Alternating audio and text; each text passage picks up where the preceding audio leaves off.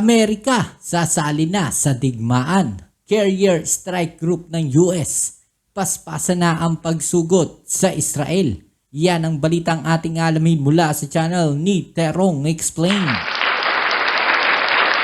Alright, so tayo nagbabalik muli mga babayan para sa isa na namang reaction video at yan ipag-uusapan natin ang balita galing po dito kay Terong Explain na ang carrier strike group po ng US ay papunta na po ng Israel. At netong nakaraan nga po naglabas na po ng pahayag ang Pangulo po ng Amerika na susuportahan po nila ang Israel. Gayon din yung ibang bansa po pero hanggat maaari po ayaw nilang tumaas po ang tension at hanggat maaari wala talagang ibang bansa na makikialam po dyan sa kaguluhan po na yan. So titignan natin dito ang nilalaman ng balita. Alright, so kung hindi ka pa nakasubscribe dyan sa channel ni Terong Explain, dyan sa ibaba ang full video link, i-click nyo lang po at supportahan ang kanyang mga video uploads. At kung bago ka pa lang dito sa ating channel, please don't forget to subscribe, like, share at comment dyan sa comment section. Alright, so wag na natin patagalin. Umpisa na natin to. Let's go! Breaking news, naku po, nagkagulo na. Israel envoy direktang humingi ng suporta mula sa Pilipinas. Ang buong detalye sa balitang yan tutukan. At US kumilos na. Aircraft Carrier Strike Group ng Amerika paspasan ang pagpunta sa karagatan ng Israel. Ang buong detalye sa balitang yan abangan. Yan ang mga nagbabagang balitang hatid ko para sa inyo ngayong araw. Kaya kung handa ka na kaibigan, may humanap na ng pwesto at makinig ng mabuti upang walang mamiss na impormasyon.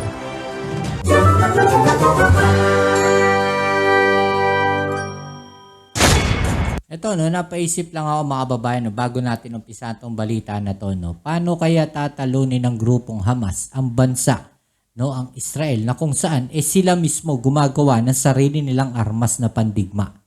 At sila rin mismo nagbebenta ng mga fighter jet, ng mga tangke sa iba't ibang panig ng mundo. Paano tatalunin ito ng grupong Hamas? Napaisip po ba kayo? Okay, so i-comment down ninyo dyan sa ibaba. Alright, so umpisahan na natin to. Direktang hiniling ng Israel sa gobyerno ng Pilipinas ang pagpapahayag ng suporta habang tumitindi ang labanan sa pagitan ng Israel Defense Forces at mga militanteng Hamas sa Gaza. Si Ilan Floss, ang Israeli ambassador to the Philippines, ay nagsagawa ng media briefing sa pamamagitan ng Zoom noong linggo kung saan sinabi niyang inaasahan ng Israel ang suporta mula sa Filipino friends nito sa pagtatanggol sa sarili laban sa mga rocket attack ng Hamas. Ayon kay Floss, naglunsad ang Hamas ng mahigit 1,000 rocket sa mga bahayan at lungsod ng Israel sa nakalipas na linggo na ikinamatay ng ilang mga sibilyan. Bilang tugon, nagsagawa ang Israel Defense Forces ng mga airstrike na nagtatarget naman sa mga infrastruktura ng Hamas at mga lugar ng militar sa Gaza. Habang ang Israel ay may karapatan sa pagtatanggol sa sarili sa ilalim ng internasyonal na batas, ang mga strike ay nagresulta din sa mga sibilyan na casualty sa Gaza. Sa ngayon, mahigit 150 Palestinian ang napatay kabilang ang dose-dosenang kababaihan at bata. Ang tumitinding karahasan ay minarkahan ang pinakamalalang pagsiklab ng sigalot sa pagitan ng Israel at Hamas mula noong 2014. Ang magkabilang panig ay hindi nagpapakita ng mga palatandaan ng pag-atras habang ang bilang ng mga nasawi ay patuloy na tumataas. Sinabi ni Floss na gagawin ng Israel ang kahit anong kinakailangan upang ihinto ang rocket fire kahit na ito ay nanganganib pa ng pagkawala ng inosenteng buhay. Nangako rin ang Hamas at iba pang militanteng grupo na ipagpapatuloy ang kanilang mga pag-atake hanggang sa alisin ng Israel ang mga paghihigpit sa Gaza. Ang envoy ay nagpahayag ng pag-asa na ang gobyerno ng Pilipinas ay maglalabas ng isang pahayag na sumusuporta sa Israel at kinukundina ang mga aksyon ng Hamas. Bilang mga kaibigan, inaasahan namin na ang Pilipinas ay tatayo kasama namin sa mga mahihirap na oras na ito, sabi ni Floss.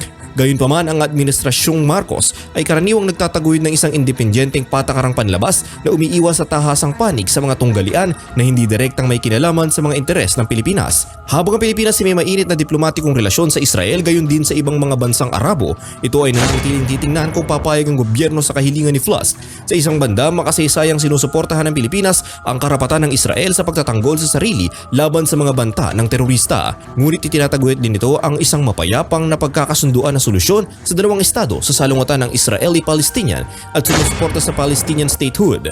Ang paglalabas ng mga may kinikilingan na pagkondena sa isang panig lamang ay maaaring makapinsala sa ugnayan sa ibang mga kaalyado sa gitnang silangan. tiniyak ng envoy na ang Israel ay gumagawa ng mga hakbang upang matiyak ang kaligtasan at seguridad ng 30,000 Pilipino na kasalukuyang naninirahan sa bansa. Marami ang nagtatrabaho bilang tagapag-alaga para sa mga matatanda o may mga kapansanan. Sinabi ni Flass na ang Israel ay malapit na nakikipag-ugnayan sa mga otoridad ng Pilipinas at ililikas ang mga manggagawa mula sa mga lugar ng labanan kung kinakailangan. Gayunpaman, ang ilan ay nagpahayag pa rin ng takot na mahuli sa crossfire habang lumalala ang karahasan. Sa pangkalahatan, ang pinakahuling krisis sa Gaza, Israel ay naglalagay sa gobyerno ng Pilipinas sa isang sensitibong diplomatikong posisyon bilang kaalyado sa kasunduan ng US. Hindi maaaring baliwalain ng Pilipinas sa mga alalahanin sa seguridad ng Israel. Ngunit mayroon din itong matagal ng pang-ekonomiya at pangkulturang ugnayan sa mga bansang Arabo sa rehiyon.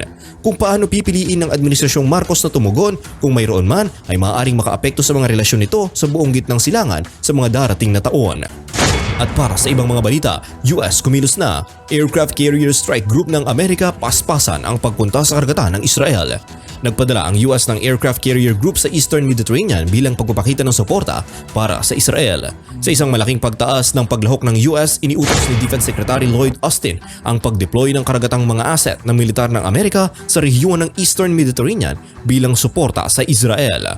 Sa pagsasalita noong linggo, sinabi ni Austin na ang USS Gerald R. Ford Carrier Strike Group ay patungo sa karagatan ng Israel sa gitna ng tumitinding karahasan sa pagitan ng Israel Defense Forces at mga militanteng Hamas sa Gaza. Kasama sa Carrier Group ang pinakabagong nuclear-powered aircraft carrier sa US Navy, ang USS Gerald R. Ford.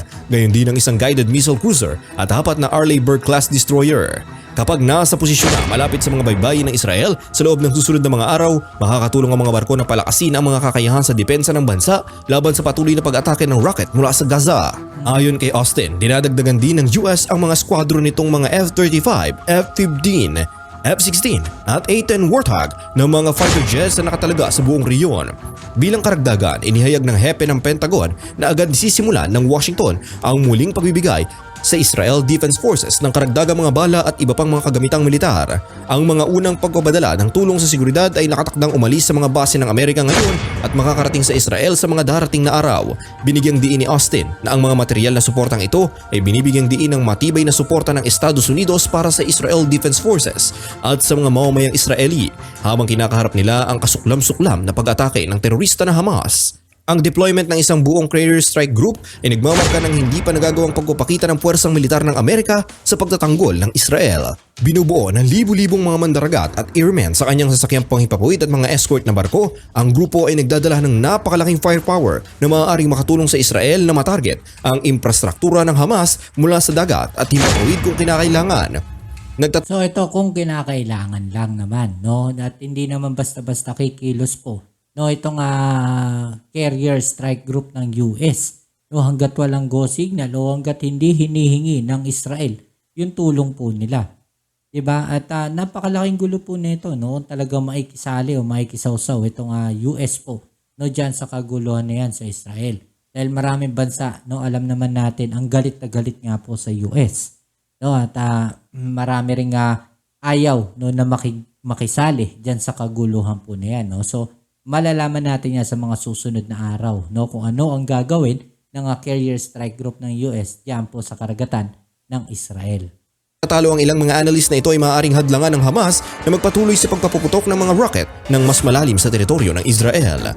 Gayunpaman, nagbabala ang iba na ang gayong tahasang panghimasok ng militar ay nanganganib sa higit pang paglala ng mga tensyon at direktang idudulot ang US sa labanan.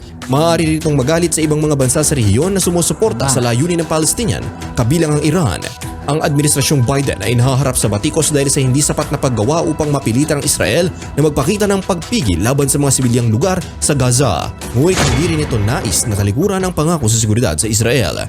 Kinumpirma ng Pentagon na ang mga opisyal ng US ay gumagawa din ng mga contingency evacuation plan para sa mga mamamayang Amerikano sa Israel na maaaring kasangkot sa pagdadala ng ilang evacuees sa kanilang mga barko ng Navy na paspasan na pumupunta ngayon sa baybayin. Habang dumarami ang bilang ng mga nasawi sa magkabilang panig ng hangganan na walang nahigitang tigil putukan, tinitiyak ng mga pinakabagong hakbang ng Amerika na lalago pa rin ang bakas ng militar ng US sa tumitinding krisis sa Gaza. Kung paano ito nakakaapekto sa dynamics ng matagal ng Israeli-Palestinian conflict ay nanatiling nakikita.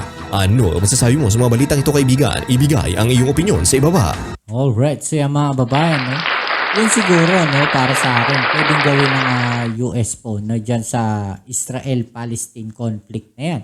No, ang bigay, no, ng suporta, no, doon sa mga ground troops na kung saan ay naglilikas ng mga tao. Yun lang yan siguro pwede nilang gawing suporta o tulong, no, sa Israel. No, pero yung makisali sila doon sa mismo nga kaguluhan, o magpalipad sila ng missile, magpaputok sila ng baril, no, ibang usapan na po 'yon.